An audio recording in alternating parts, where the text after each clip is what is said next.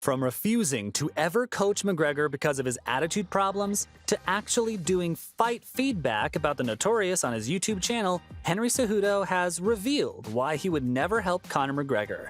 Let's start with the fact that this pairing is just totally off the table. Now, who wouldn't want to see these two former double champs get together? And that isn't the only thing they've got in common. They'd both been off the radar for a while, but 2023 is the year they're ready to flex those jabs once again. Cejudo returned to face Bantamweight champion Aljamain Sterling at UFC 288 after 3 years of inaction. Now, on the day of the event, he got into why he wasn't gonna train McGregor. And according to him, it's mostly because of things the Irishman has said in the past. Simply put, he's offended way too many of Henry's pals. Cejudo said that initially he didn't like Conor at all, but things changed and he did eventually end up rooting for the fighter. Soon afterwards, though, McGregor ruined all the charm for Triple C. Guess why? Yep, it was the non-stop rude commentary on people. Cejudo specifically didn't appreciate how he talked about Khabib's dad, plus the time when he called Henry's manager all sorts of things, including a terrorist and a rat. Now, Henry's no stranger to the business. He said that he understood the entertainment side of the sport, but it all been just a little too much for him.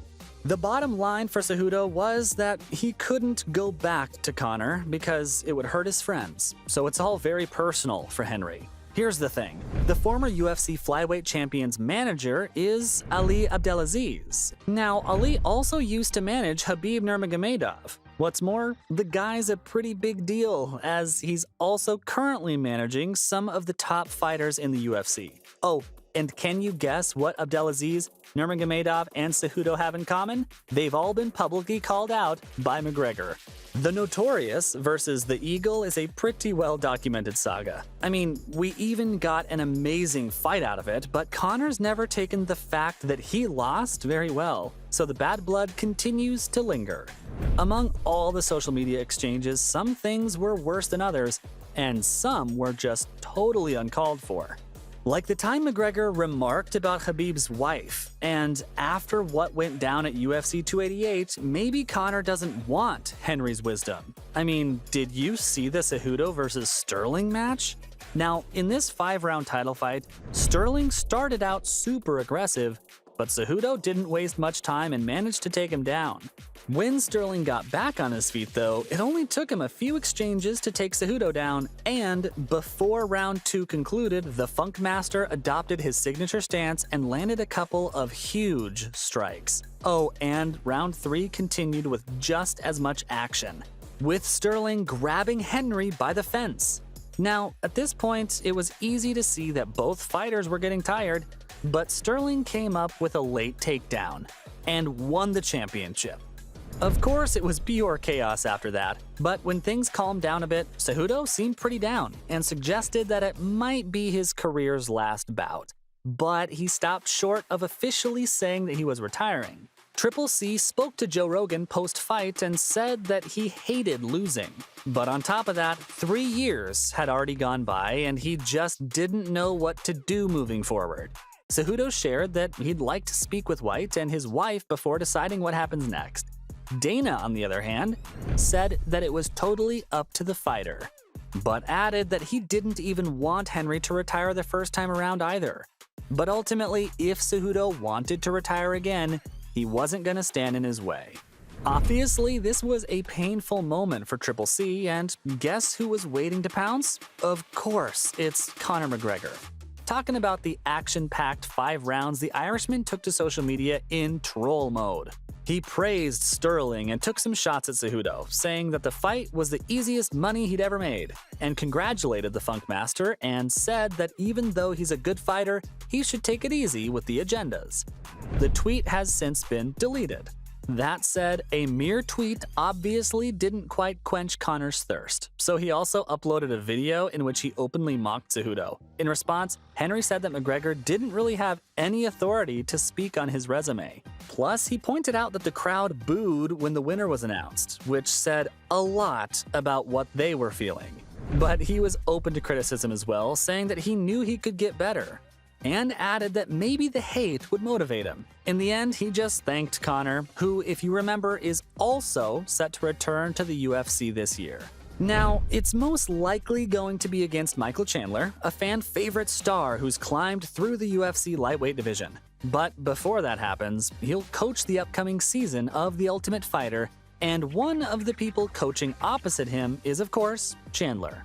That's a sure recipe for some entertainment, y'all. Anyway, as far as McGregor's next fight is concerned, Sportsbook is unsure about the possible outcome and has Conor at 52.4% and Michael at 51.2%. But if McGregor wants to tip the scales in his favor, maybe he should listen to Cejudo. Because even though he won't train Conor no matter what the offer, he's certainly got some pointers for the Irishman. Okay, so Cejudo uploaded a video called How to Fix Conor McGregor. These changes will bring back the old Conor on his channel. It's a rundown of some of the best and worst fights of the Notorious. Triple C begins by showing what Conor had going for him when he was in his best form. It begins with how he used to approach his opponents with super calm energy. And to demonstrate this, the first fight Henry looks at is McGregor's featherweight bout with Dustin Poirier. At the time of the pairing, Dustin was at number 5 while Conor was behind him at number 9. But what made it absolutely incredible was that the Notorious went into it so relaxed and just totally in the zone. Cejudo remarked that the style of play showed that Conor wasn't immediately utilizing a lot of energy. Instead, he was relying more on mind games, and that quiet strategy was one of the reasons that made him stand out. He was good at peppering and made excellent use of his right hands, and Conor really smoked Poirier out. Then Henry showed Conor's performance against Eddie Alvarez at UFC 205, and this time again, McGregor wasn't agitated at all. The beginning was nice and relaxed, but this fight also demonstrated one of Conor's best skills, the ability to anticipate. Throughout the championship fight, Conor gave a masterclass in studying the motions of his opponent and striking at the best time. After this, Cejudo analyzed some of McGregor's weaker moments. The first fight he showed for this was Conor's lightweight championship against Khabib at UFC 229. Before getting into it all, Henry pointed out that one of Khabib's most remarkable features was that he knew how to wrestle. Now, straight off the bat, it was easy to see that Conor was out of his depth because there wasn't any calmness about him at all. And the Eagle was reading him very well. In fact, at one point, he set up McGregor by faking a shot, and you could just see that Khabib was gonna go in for a takedown. As the fight went on, Cejudo observed that Conor wasn't doing what used to get him results in the past. Like, the shots weren't really landing. Plus, by the third round, he was clearly just kinda wiped out. Triple C also played McGregor's UFC 257 bout against Poirier. Now, this was a guy he'd already fought before, but this time, Conor wasn't performing all that well.